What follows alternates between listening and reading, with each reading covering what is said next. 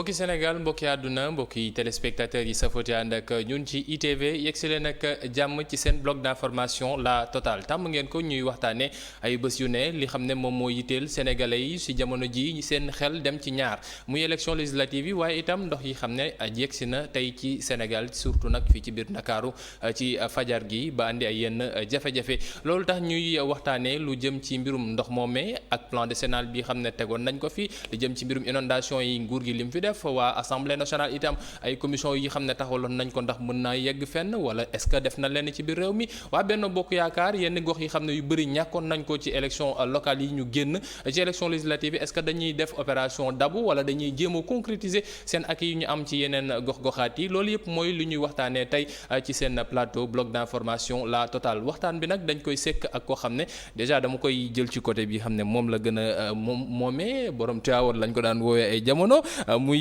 Mamadou Diagne Sy Mbengue nekkoon fee jamono maire gox ba dëkk bu sell bi mais kon itam directeur SNHLM ou bien nekk ko directeur SNHLM waaye itam ci jamono élection législative yi ñu def ko mu nekk président comité électoral départemental bu Benno Bokk Yaakaar foofee ca département bu Tivaouane alors Diagne Sy ñu ngi lay ziar di la nuyu di la dalal ak jàmm ci plateau bi. jërëjëf Hassan maa ngi leen di nuyu man tamit di kontaan bu baax ci invitation bi ngeen ma defal ma leen nuyu di leen ziar. di nuyu également seen téléspectateurs yëpp. borom Tivaouane nag moom Seydi Hadji Malick la. ñun doomu Tivaouane lañ. ba faaw rek doomu Tivaouane ki yore woon itam mairie bi mën nañu wax noonu. loolu kon nag ci loxo yi la des ba léegi. alors déjà wax bi mooy li xam ne sénégalais tey dund nañ ko. Diagne Sy soo gisee Sénégal tey ni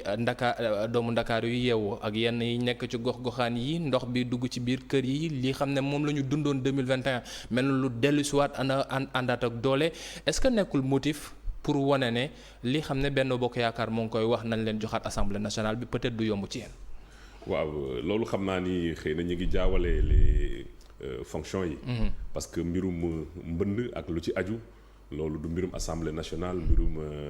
exécutif bi nga xamante ni président de la république ak gox-goxaat yi seen wàllu gestion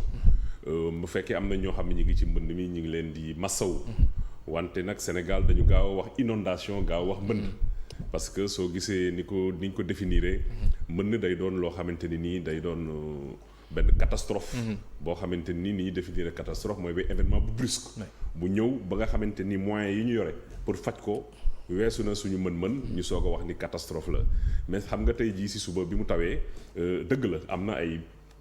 coins yoo xamante ni am nañ jafe-jafe mais am na ay efforts yoo xam ni état bi def na ko li koy wane mooy xam nga kii soo ko doon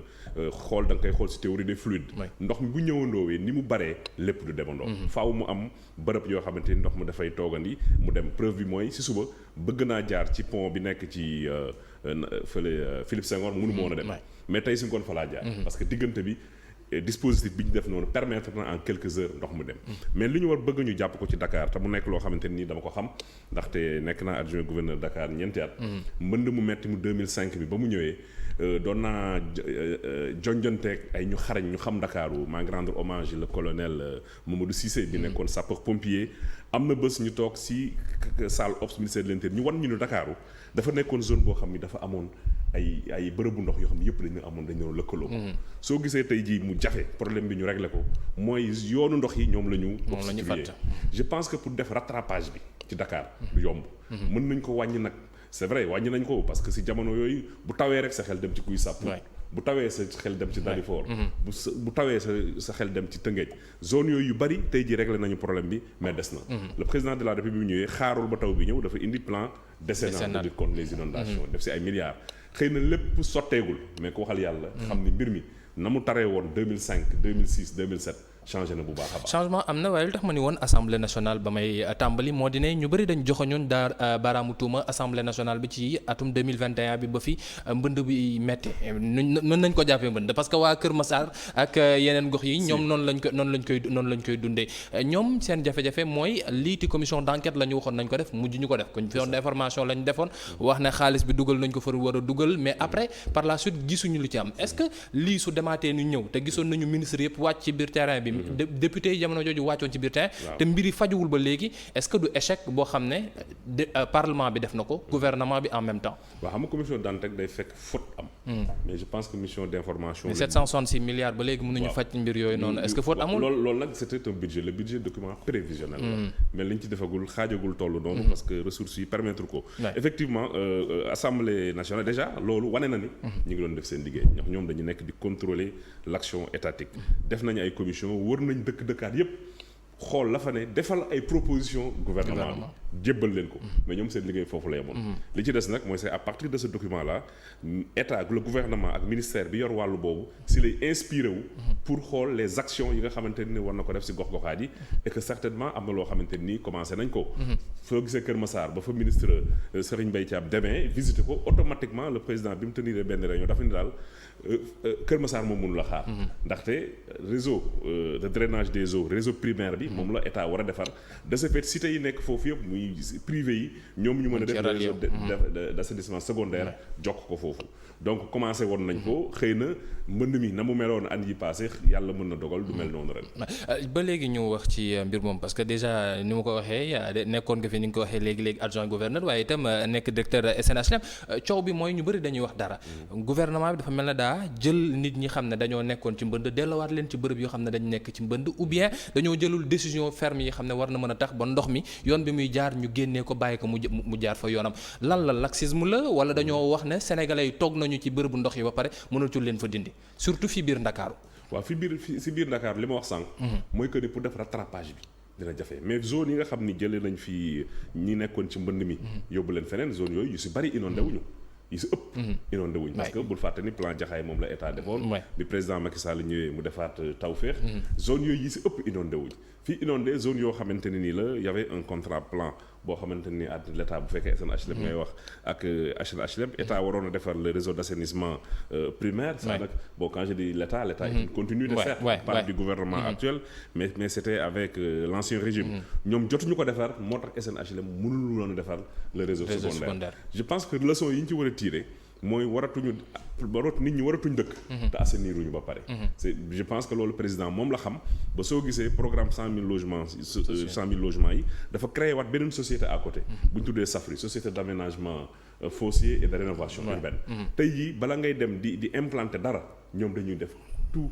études yi ci war yëpp non seulement dañuy def études yi mais dañuy def également un plan d'aménagement indi tali indi ndox indi courant bu fekkee zone boo xam ne nii la am na réseau d'assainissement primaire ñu def fa également le réseau d'assainissement secondaire donc le président est conscient de ça le président Macky Sall ba jël na ay matuwaay nga xamante nii lii fi nga xam jotoon na fi am dinañ xool nu ko lañ koy corriger mais lii si suñu kanam dina wute ndax société boobu existé wul woon et mieux non seulement société boobu da koy def mais da koy def gratuitement parce que bu fekkee da nga nekk société privée buy intervenir ci projet 100 000 logements yi soo ñëwee di nga fekk ñu jox la terrain gratuitement aménager ko indi ndox indi courant def réseau d'assainissement nga soog a tabax. kon nag mu nekk ay jàngat yoo xam ne njiitali SNHLM moo ko defagum ji mbirum liiti 100 000 logements yi waaye itam mbirum assainissement bi ci biir réew mi ngir mbënd mi wala sax inondation bi ni mu ko waxee pour ñu bañ a tudd bon mbënd catastrophe boobee mën a wàññeeku fii ci biir réew mi ñu fàttali ne Mamadou Diagne Sy Mbengue mooy suñu gan ci seen bloc d'information la totale moom mi xam ne moo fi teewal waa Benno Bokk Yaakaar tey ndax moom mooy ki jiite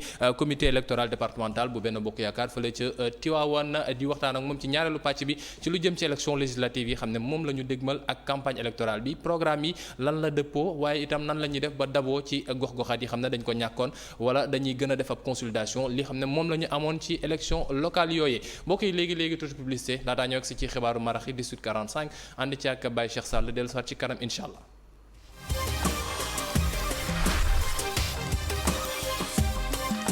sant ko baax gërëm ko moom kii di Baye Cheikh Sall xam ne moo ne woon ci xibaaru marax yi mbokk yi ñu egsi ci ñaareelu pàcc seen bloc d'information la totale ni ma leen ko doon waxee ci tàmbali gi ñu ngi am mbégte dalal ci plateau bi kii di Mamadou Diagne Sy Mbengue nekk président bu comité électoral département bu Tivaouane waa Benno Bokk Yaakaar moom la ñuy waxtaanal ci lu jëm ci élection législative yi ginnaaw bu ñu waxee ci lu jëm ci mbirum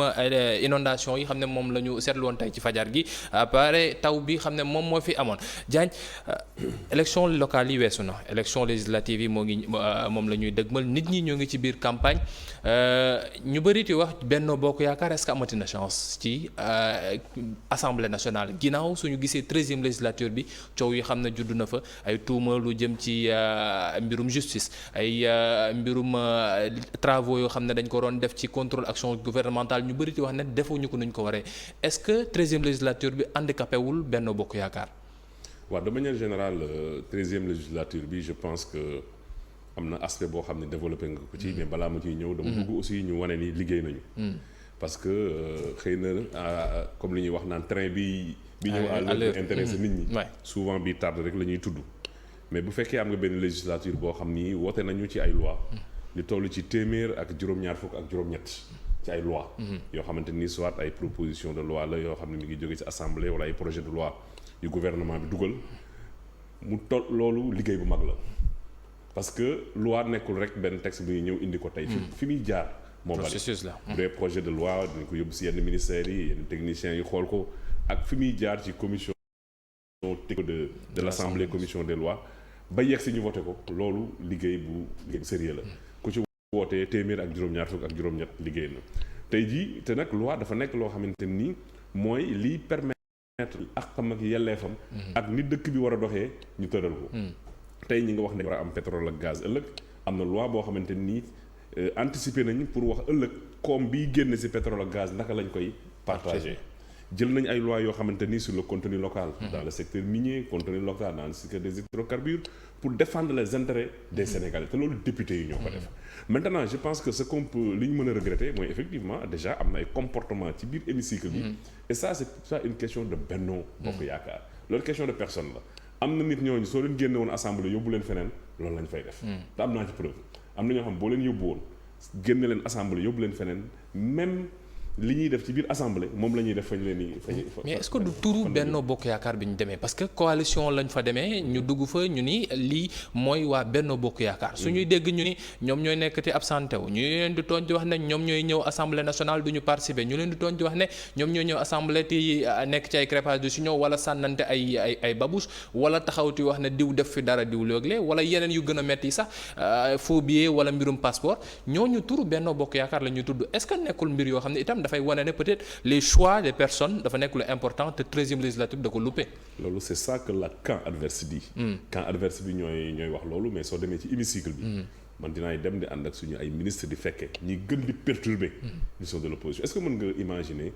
ay opposants yoo xamante ni systématiquement quel que puisse être le sujet ils votent non. c'est-à-dire que ñoom ils ne réfléchissent pas. bu ñu ñëwee xam nañ ni au moins am na noo koo xam ne yoo xam ni non loolu ça fait même pas sérieux dëgg la nag si biir hémicycle bi am na comportement yoo xam ne qu'il soit du camp du pouvoir ou de l'opposition dañ koy fustiger loolu nag day indi ñuy xalaat est-ce que waruñu définir le profil de l'élu aussi bien à l'Assemblée nationale qu'au niveau des collectivités territoriales donc du question de coalition parce que léegi ak fu mu mënti doon si àdduna je pense que kenn mënatul dem élection seule te nag lu lay wan ni du question de coalition ñu nekk bennoo tey mën nañ nekk si beneen camp bi tey jii li nga xamante nii ñi nekk si opposition bi ñu ngi leen koy reprocher bu dugg see bennoo dañ koy fàtte donc c'est pas une question de coalition c'est une question de personne mais au total je pense quand même avec le président Moustapha Niasse ñu koy rendre hommage ci jaar-jaaram ci politique ak lépp ci biir Sénégal il a essayé quand même de tenir la dragée haute am na nag yoo xamante ni am na fa xam nga loolu moom la ñuy woowee ci droit les actes détachables quand vous me parlez de faux billets quand vous me parlez de trafic de ceci ou de cela peut-être am na ñoo xam ne ci seen fonction la ñu profité def ko mais ça c'était des actes détachables de leur fonction de député donc nit ki jikkoom ak ni mu mel moom la fa yóbbaale mais je suis d'accord avec vous que su ñuy tànn député autant bu ñuy nommer un ministre un directeur général am na lu ñuy wax enquête de moralité bu ñuy def xëy na même bu mënul nekk la même chose mais kii nga xam ne mooy dem di taxawal askan bi am na melokaan boo xamante ni moom la war a mel d'accord naa ci ak yow mais ce n'est pas une question de Benno Bokk Yaakaar ou d'opposition. dañuy taxaw ba léegi ci 13e législature bi laataa ñu ci dem parce que majorité bi moom yaa leen ko moomoon ak 12e législature bi 13e législature ba ñuy ñëw dañuy wax ne législature de rupture loolu la njëkkoon wax dañuy wax ab rupture la ñuy andi mu gën li fi amoon ci 12e législature wax nga ni voté ngeen lu toll ci téeméer ak juróom-ñaar fukk ak ñetti projet de loi yoo xam ne adopté nañ ko ci assemblée nationale bi yan loi la parce que ñu bëri dañ wax ne la dañuy dégg ne voté nañu ay projet de loi biir assemblée nationale mais lu ñu ciy dégg mooy lu jëm ci criminalisation vol de bétail lu jëm ci criminalisation mbirum viol mais mis à part ça kenn déggul Sénégal lu jëm sénégalais yi lu ñuy soxla directement ñoom ñu wax ko ci assemblée nationale bi ou bien dañuy def amalgame par rapport ak discours yi. waaw c'est toujours le camp adverse ñooy soutenir loolu mais li ma la fi tuddal léegi dama la seggal loi yi nga xamante ne ça impacte directement les populations suñu nee loi sur le contenu local sur le secteur minier mooy ku ñëw li nga xam ne sous-sol bi ñun ñoo ko moom askan bi moo ko moom duñ la bàyyi rek nga ñëw exploiter ko yóbbu lépp bitim réew même ci biir liggéey bi même sur le partenariat public privé waaw dañ naan soo ñëwee 30% yi faw il faut ay sociétés sénégalaises donc ñoom défendre nañ les intérêts des sénégalais yàggul dara jëlaat nañ loi bu bees gis nañ société nationale yi ni ñuy doxee xam nga 178 loi moom kenn mënu ko lim mais sénégalais comme on dit nul n'est censé ignorer la loi si journal officiel lañ koy def mais je pense que ni conseil des ministres toujours dinañ dégg ay projet de loi yoo xamante ni war nañ ko yóbbu assemblée mais amu ci benn loi boo xamante ni dañ koy defar pour benn parti wala benn coalition sénégalais yëpp ñoom ñoo ci yem maintenant autant dinañ def ay loi yoo xamante ni nii si askan bi la jëm pour seen njariñ autant également am na loi yi def pour corser ay sanctions parce que dëkk noonu lay doxee nous sommes dans une république et il y a des règles à établir yoo xamante ni kenn waru ko wàcc ce serait dangereux état bàyyi ku nekk di def lu la neex avec le temps à l'épreuve des faits dinañ rendre compte que ni loi bi ay dispositions yoo xamante ni war nañ ko modifier ko des fois même c'est des dispositions yoo xamante ni dañu war a fexe mu conforme avec les dispositions communautaires donc de manière générale je pense que l'Assemblée nationale même si am na ay manquements ci côté boo xam ne du point de vue comportemental la sur le plan du travail je pense d'après man li ma gis ak li ma analyser def nañ liggéey bu am solo ci 12e législature bi maintenant 13e bu ñuy wax maintenant rupture il ne faut pas mu nekk rek un terme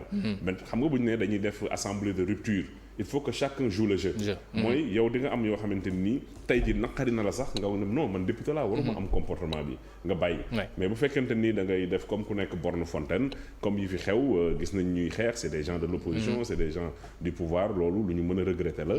di ñaax ñi nga xam ne tey ñoo nekk candidat war a dem assemblée bu ñu demee ñu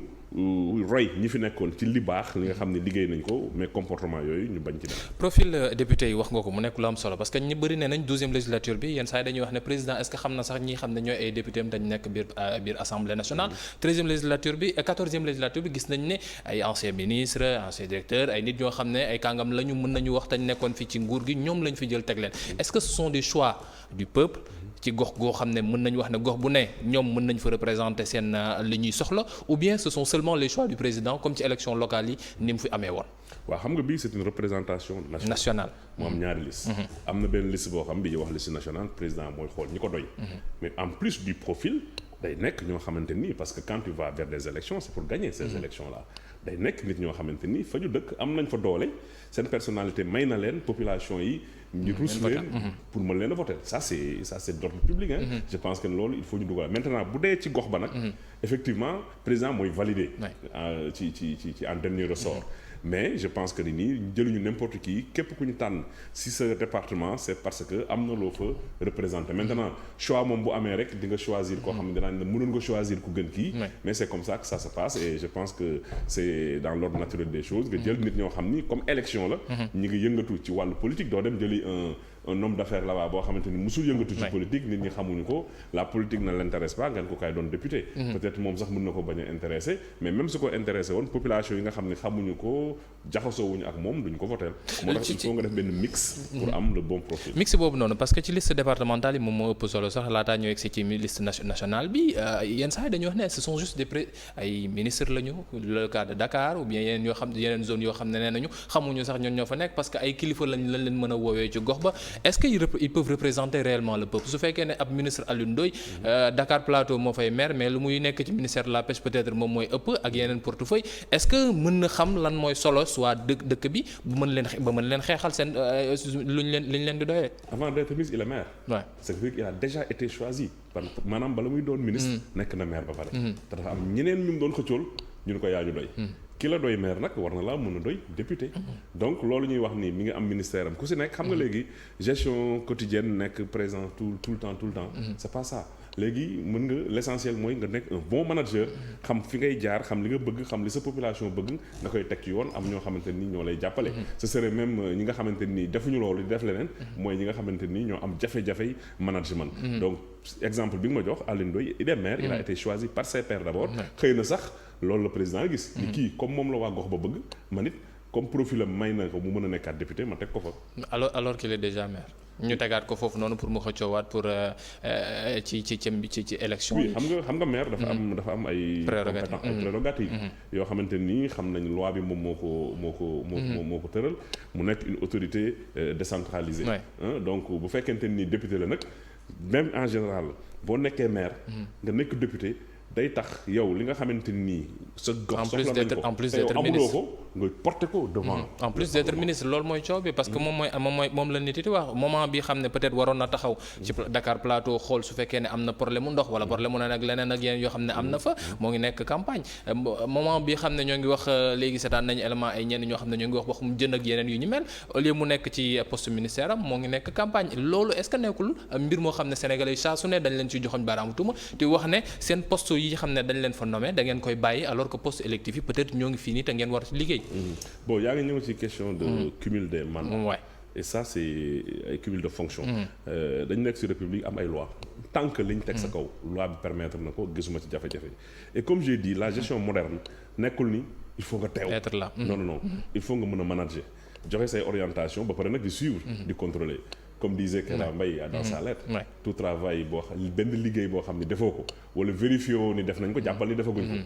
day metti ku xamul rek yaay jàpp ni kii dafa nekk ci donkaas yi. ku boole ministre boole député benn maire amatoo dund sa famille gisatuñ la jafe na lool. mais responsabilité moo toll noonu. maa la wóolu moo toll noonu bu fekkee yow la ñu wóolu tu es obligé nga yanu sas boobu doxal ko ni nga ko war a doxalee. ci programme bi la ñuy dem par rapport ak 14e législature bi ñu jëm gis nañu Benno Bokk Yaakaar fan yi seen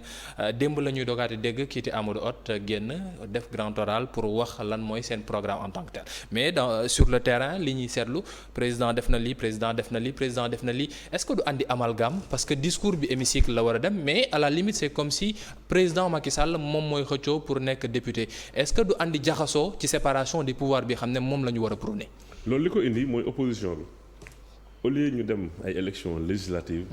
c'est comme si ils étaient face au président de la République. mais yéen tamit ngeen wuyu leen ci. waaw je pense que am nañu un programme. président bi mu ñu recevoir temps yële les anciens maires dafa wax ni pas de verbiage pas de violence. am ngeen lu ngeen mën a campagner. te du ngeen ku leen woo ci ay waxi troisième mandat bu leen ko wuyu. wax leen li nga xamante ni liggéey naa ko ci Sénégal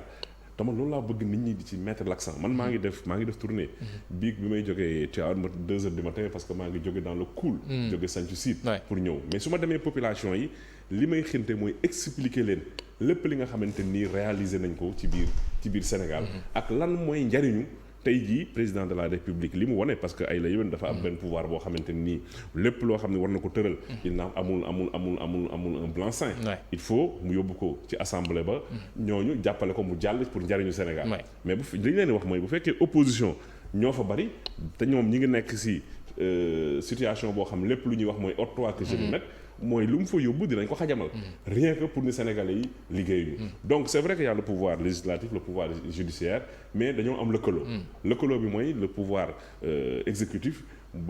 pouvoir législatif moo koy contrôler et le pouvoir exécutif lu mu bëgg a doxal ci Sénégal il est obligé mu jaarale ko ci pouvoir législatif bi pour mu jàll donc mais soo leen taxawee ci président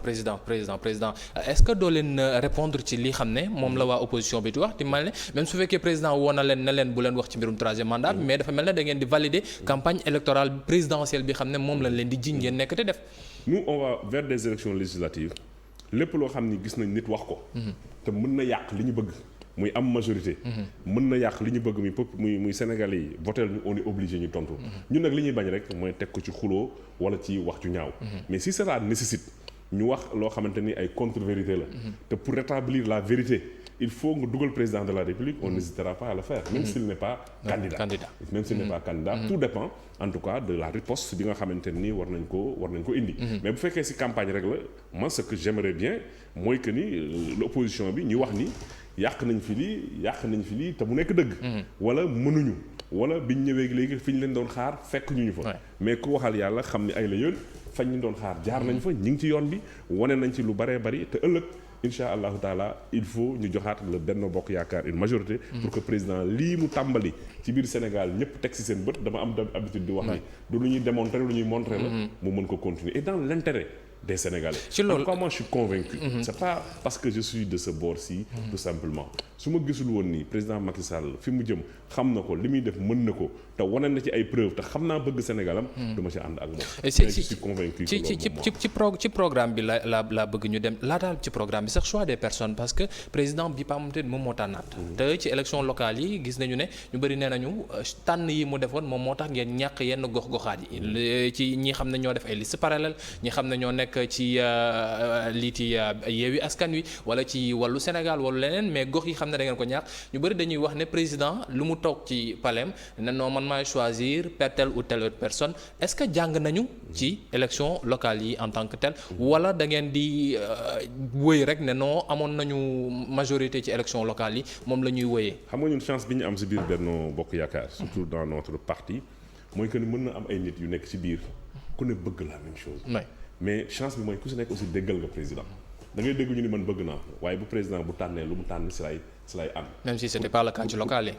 même si c'était pas le cas ci local yi. waaw ci local yi am na ñoo xamante ne nii du fépp lañ ko defee. mais am na ñoo xamante ne nii effectivement bi président tànnee dañ ko wax ni ko ñun daal yaakaar nañ ni tànn bii président def man suñ ma jëloon mooy gën ci man. am na ñoo xam ne l'histoire leur a donné raison. am na ñoo xamante ne ni l'histoire ne leur a pas donné raison. ça c'est dans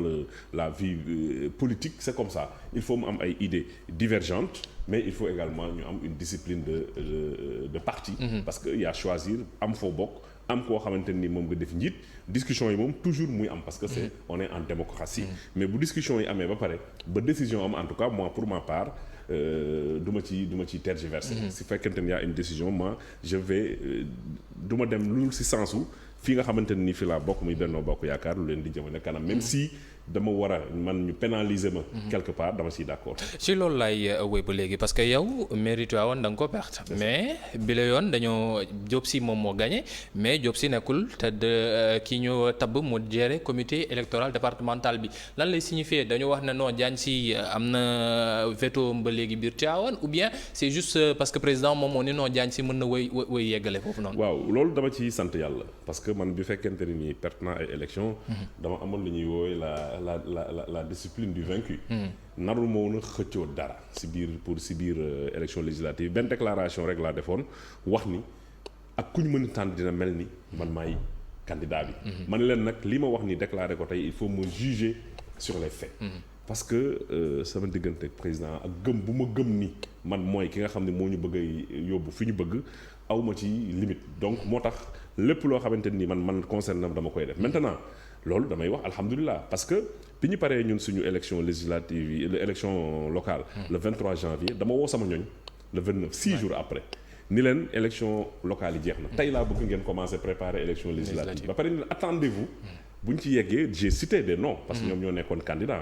parce que dans l'APR il y a les autres leaders mais man leen attendez-vous ñu liggéey ak Demba Diop Sy. attendez-vous ñu liggéey ak Abdoulaye Ndiaye Ngalgou parce que ñoo nekkoon samay challenger ci élection yi parce que mais yàlla def na suñuy diggante rafetoon na waxante wuñ lu ñaaw xamante nañ bu yàgg ba ça a été très facile il y a même pas eu de conciliable pour loolu am maintenant ñooñu ñëpp nga tudd plus les autres leaders Abdou Ndéné Sall Seynabou Gaye Touré le président Aymérou Gningue qui est l'un des candidats am na ñeenti candidats il y a Aymérou Gningue Seynabou Gaye Touré au niveau départemental mais il y a Yaya Diallo et Diop Sy au niveau national ñett ñi nag dëkk biir Tivaouane mu nekk une chance boo xamante ni waa Tivaouane dama bëgg ñu xam ne chance bii ñu am mosuñu ko am ñetti député ci dëkk je pense que pour ñu yóbbul ñu suñu ay soxla ci assemblée suñu soxla dinañ ko dégg bu baax maintenant pour le cas de Diop Sy c'est-à-dire que bu ñu jaxasee Diop Sy maire la c'est-à-dire que moom président moom la désigné woon pour mu def candidat coordonnateur du comité électoral communal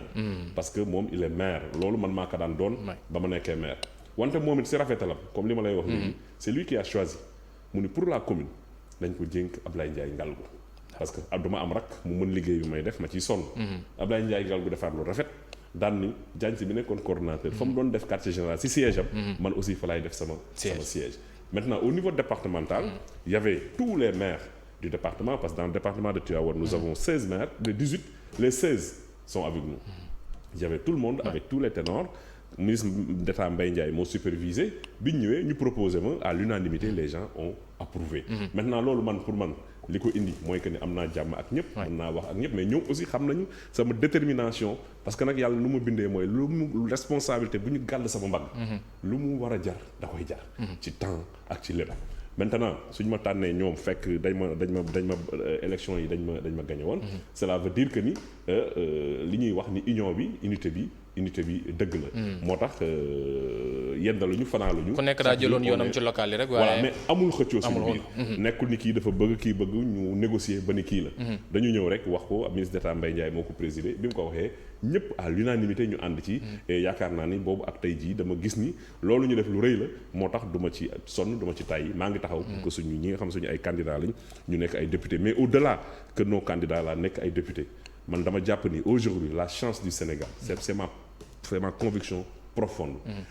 ëllëgu Sénégal suñ bëggee mu baax faw président Macky Sall ñu bàyyi ko ay politique am yi mu commencé définir ñu gis njariñ li ci nekk. ci côté bi ne mais est-ce que tey jii un enseignant. du primaire un enseignant du primaire nga xam ne maa ngi leen ni ñoom aussi delloo njukkal si sonn bi ñu sonn ci àll bi. et cetera élection yeeg yëpp ils sont à 500 ou 600 000 francs de salaire. kenn mësu ko xalaat ci enseignant. bu dee le secondaire mën nañu egg ba 700 000 et cetera. il le mérite bien te yéene nañ leen ko. donc ça aussi le président su ko defee jëmee ko si ñoom mooy wane ni moom Sénégal ñëpp pan yëpp ñor nañ ko. tey jii enseignants yi la ëllëg ñeneen lay doon et am na yeneen corps yoo xam ni xëy na dañu bariwul trop. defal na leen lu mel noonu wala lu raw loolu. xëy na siiwul amul indiwul coow lu bari. parce que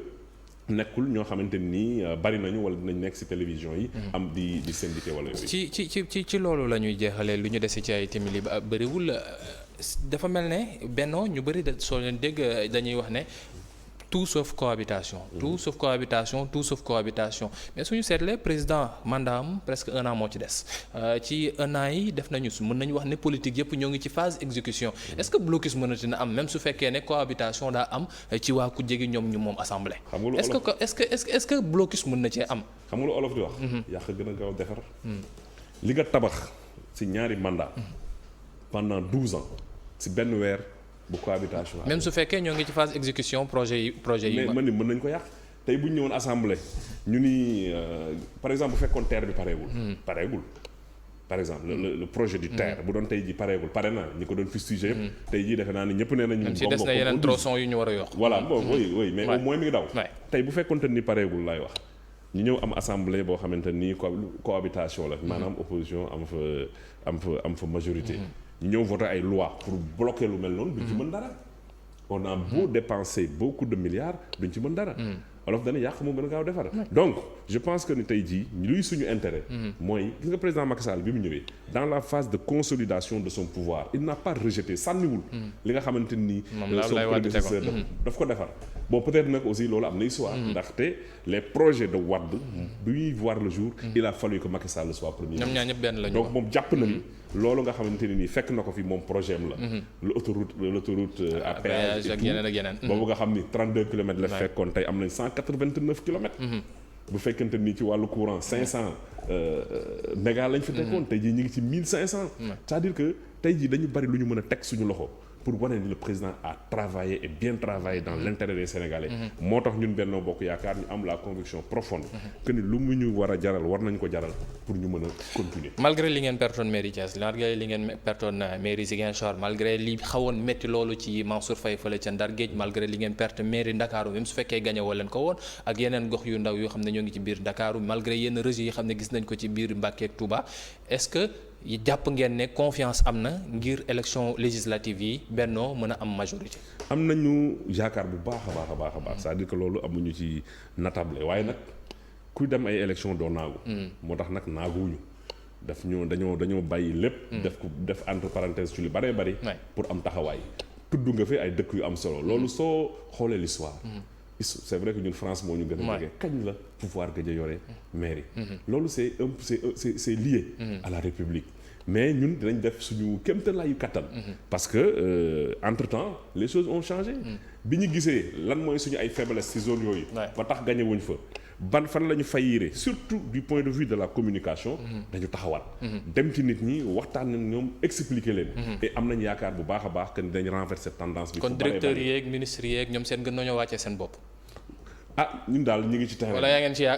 wala parce que ñu bëri dañuy wax ne campagne bi da ngeen koy defee mooy yéeg ci kaw caravane yéeg ci 4x4 di romb. votel leen ma est-ce que bon wàccewaat ngeen seen bopp ñëw toog ak. waaw loolu xam nga en 30 secondes s'il vous plaît rek parce que temps bi xam nga wàccee sa bopp bi sax. ñëpp ñu ngi sur le terrain. parce que président dafa joxe instruction effectivement dem leen wax ak nit ñi. mais wàccee sa bopp bi du doon temps élection. c'est avant les élections. ngay amalanteeg nit ñi. et après même et après c'est-à-dire que tout le temps. à tout moment mais nag mënoo nekk ministre nag. am jotu koo xamante ni nekkul ministre moom fonction maire kese la. c'est pas la même chose. être proche des populations c'est d'abord li ñu la dénk ci sa wàllu municipalité nga koy defar ñuy gis ne ay changements ñi ngi am. sur le plan infrastructurel ngay bu fekkente ni Sénégal dëkku ndimbalante la. événements religieux yi ak yooyu bu jotee. population yi sentir la. su ay dëj ak yooyu amee aussi même boo demul nga am ñoo fi loolu je pense que du ñu xaar ba élection jot ñu koy def. loolu mooy li nga xamante ni moo war a nekk. saa su ne. même bu dul sa fonction maire député ñun nag dañoo juddoo Tivaouane màgg Tivaouane am référence muy maam Abdou Aziz Dabakh mu wàcce woon boppam te mën a kawe lool. moo tax ñu nit fu ñu toll loolu la ñuy doxal. te loolu mooy li nga xamante ni mooy l'essence de notre existence avant ñuy doon homme politique. sant ko bu baax gërëm ko moom Mamadou Diagne Sy Mbengue moo ne woon suñu gantey ci seen bloc d'information La Totale ma fàttali ne mooy directeur SNHLM nekk itam président bu comité électoral Benno Bokk Yaakaar fële ca département bu Tivaouane moom la ñu dalaloon ngir waxtaanee lu jëm ci élection législative yi ñu jëm nan la waa Benno war a mën a taxawee est-ce que reconquête bi dina doon lu yomb yan mécanisme ak itam ban programme la ñuy proposer sénégalais yi ngir xool ndax fanweeri fan ak benn ci weeru sulet dañ am majorité cohabitation wala dañuy xool nu ñuy deflante ci seen biir ñoom ñëpp jox leen dégg daje ëllëg incha allah ci beneen bloc d'information La Totale ngeen war ci ànd incha allah ak Abdourahmane Ly ci kanam ngeen ànd ak kiite Adama Anouska Ba ci 19h45 xibaar yi ci kàllaamay nasaraan 20h45 ngeen ànd ak Seykou Seydi ci documentaire spécial bi xam ne def na ko ci Aliou Cissé pas à pas avec Aliou Cissé 21h15 ngeen ànd ak Serigne Modou Mbacké Niang ci tànn sa député jërë ngeen jëf mbokk yi merci beaucoup.